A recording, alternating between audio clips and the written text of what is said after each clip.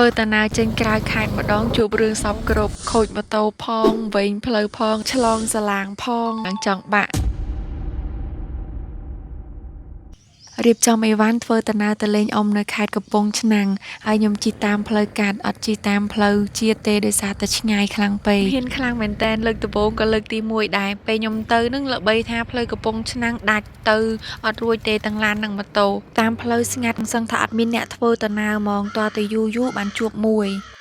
អ្វីដែលជួបមែនគឺផ្លូវដាច់តែដាច់នេះនៅអាចបើកម៉ូតូឆ្លងបានព្រោះអីរាំងទៅទឹកស្រកវិញតែពីដំបូងភ័យដែរតើចាំមើលឡានបើឡានឆ្លងរួចចាំទៅពីក្រោយឡានដែរថ្ងៃខ្ញុំទៅនឹងពិបាកមែនតែនផ្លូវក៏ដាច់ហើយសិតតែថ្ម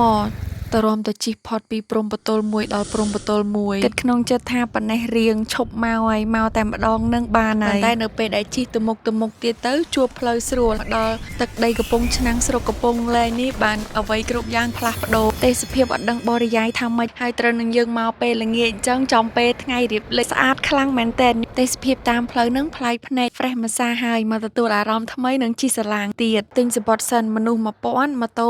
1500ខ្លាចតពេលជិះសាឡាងពលដូចជិះឡាននឹងកណូតតែមានបានពលណាឡើងលើសាឡាងជួបអូន2នាក់នេះគាត់ក៏ប្លែងឲ្យសេរីច្រើនមែនតែននិយាយដូចស្គាល់យើងរាប់ឆ្នាំអត់មានអីឲ្យក៏ឲ្យទៅដោះគោអូស្ត្រាលីអូន A2 គាត់ញ៉ាំពួកអត់ភ័យខ្លាចថាគាត់ក្តៀនឬក៏រាកទេទឹកដោះគោ A2 ទុកទៅដោយប្រូតេអ៊ីន A2 សតវីតាមីននិងកាល់ស្យូមច្រើនមែនតែនញ៉ាំបានទាំងចាស់ទាំងក្មេងកុមារអាយុចាប់ពី1ឆ្នាំឡើងញ៉ាំបានហើយជួយឲ្យពួកគាត់មានបញ្ញាឆ្លាតវៃ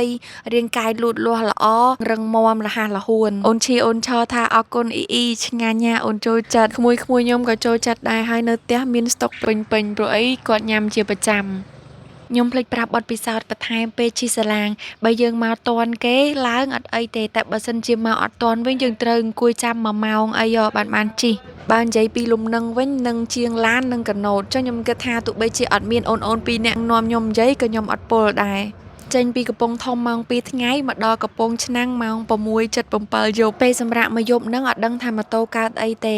តើតែពេលព្រឹកឡើងបានឃើញលទ្ធផលអស់សវកកង់ក្រោយមួយជាងសួរថាមិនបានធ្លាយធំម៉េះខ្ញុំថាអត់ដឹងទេប្រហែលជាថ្មស៊ីខ្លាំងពេកមើលទៅ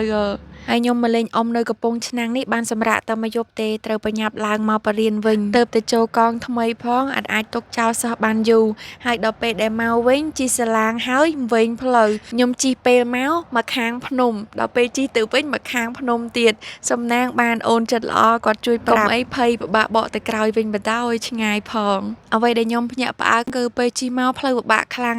តែពេលទៅវិញផ្លូវស្រួលមែនតែនត្រឹមតែមួយថ្ងៃគេឈូសឡើងស្អាតហើយមកដល់ពេលឥឡូវបងប្អូនជិះបានមកសប្បាយហ្មងកាលពីទៅប្រើពេលអស់ជិត4ម៉ោងតែពេលមកវិញប្រើពេលតែ2ម៉ោងកន្លះដល់ផ្ទះ